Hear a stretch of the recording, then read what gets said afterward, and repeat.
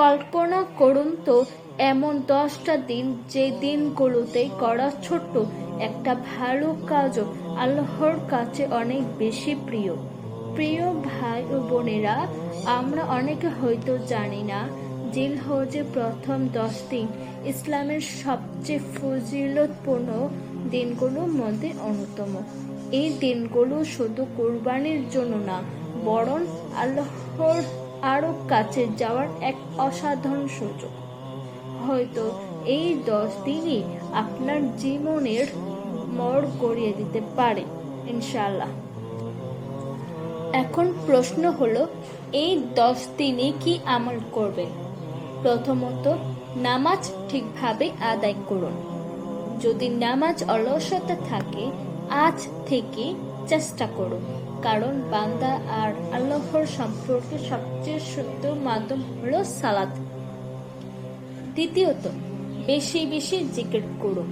সুবহানাল্লাহ, আলহামদুলিল্লাহ, আল্লাহু আকবার, লা ইলাহা ইল্লাল্লাহ। এই ছোট ছোট জিকিরের সওয়াব অনেক বড়। তৃতীয়ত, কোরআন তিলাওয়াত করুন। প্রত্যেকদিন অল্প হলেও কোরআন পড়ুন।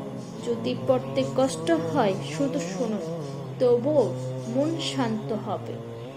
চতুর্থ, রোজা রাখার চেষ্টা করুন। বিশেষ করে আরাফার দিনে রোজা, এটা অনেক ফজিলতপূর্ণ। আর সবচেয়ে গুরুত্বপূর্ণ, তওবা করুন। হয়তো আমরা অনেক ভুল করেছি, কিন্তু আল্লাহর রহমত অনেক বড়। চোখের পানি ফেললে শুধু বলুন, হে আল্লাহ, আমাকে ক্ষমা করুন।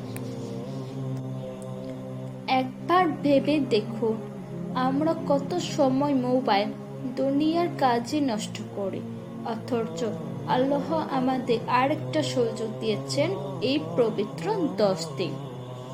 কে জানে, হয়তো এটাই আমাদের জীবনের শেষ জিলহজ। হয়তো আগামী বছর আমরা এই দিনগুলো আর পাবো না। তাই আসুন আজ থেকে বদলে যাই, খারাপ কাজ ছেড়ে দেই, হারাম থেকে দূরে থাকি, মা বাবার সাথে ভালো ব্যবহার করি, আর আল্লাহর কাছে নিজের মন খুলে দোয়া করি। প্রিয় ভাই ও বোনেরা, এই 10 দিনকে সাধারণ দিন মনে করবেন না। এই দিনগুলো হতে পারে আপনার ক্ষমা পাওয়ার, দোয়া কবুল হওয়ার আর নতুনভাবে শুরু করার সুযোগ। আল্লাহ যেন আমাদের সবাইকে আমল করা তৌফিক দান করেন, আমিন।